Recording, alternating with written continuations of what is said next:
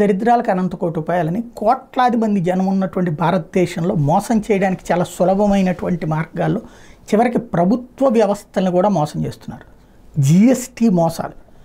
ఇందులో విచిత్రం ఎట్లా ఉంటుందంటే, నేను ఒక సంస్థ ఉత్పత్తిదారు అంటే పరిశ్రమని ఉత్పత్తి చేస్తున్నాను సరుకు. నేను ప్రభుత్వానికి పన్ను కట్టేస్తా ఒక 15%, అంటే ఉజ్జాయింపుగా చెప్తాను, ఒక 15% కట్టేస్తా. నా దగ్గర నుంచి ఒక హోల్సేలర్ కొనుక్కున్నాడు సరుకు. కొనుక్కున్నప్పుడు అయ్యా నేను కొనుక్కున్నాను, యాజ్ ఫర్ నేను కొనుక్కున్న లెక్క ప్రకారం అయితే కనుక 10% నాకు ట్యాక్స్ ఉండాలి, ఆ 15% ట్యాక్స్ నాకు పైన ఉత్పత్తిదారు తీసుకున్నాడు కాబట్టి నా ₹5 నాకు ఇచ్చేయండి అని చెప్పి అతను జిఎస్టీని అడుగుతాడు. జిఎస్టీ వ్యవస్థని 5% వాళ్ళకి ఇచ్చేయాలి. వీళ్ళు రిటైలర్కి అమ్ముతారు, వాళ్ళు ఇంకొక 5% ఇచ్చేయాలి. అంటే సులభంగా అర్థమయ్యే లెక్క చెప్తున్నాం, ఎగ్జాక్ట్ ఫిగర్ కాదు అది. దీంతో అట్లాగా ఇన్పుట్ సబ్సిడీ అంటారు.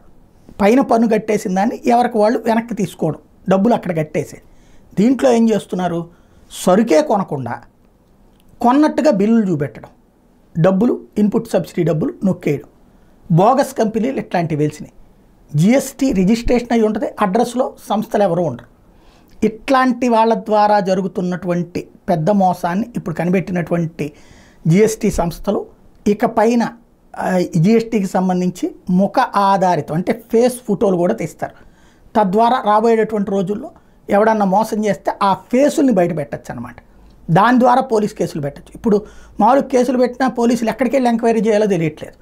కాబట్టి ఈ కొత్త విధానాన్ని అవలంబించబోతున్నారు.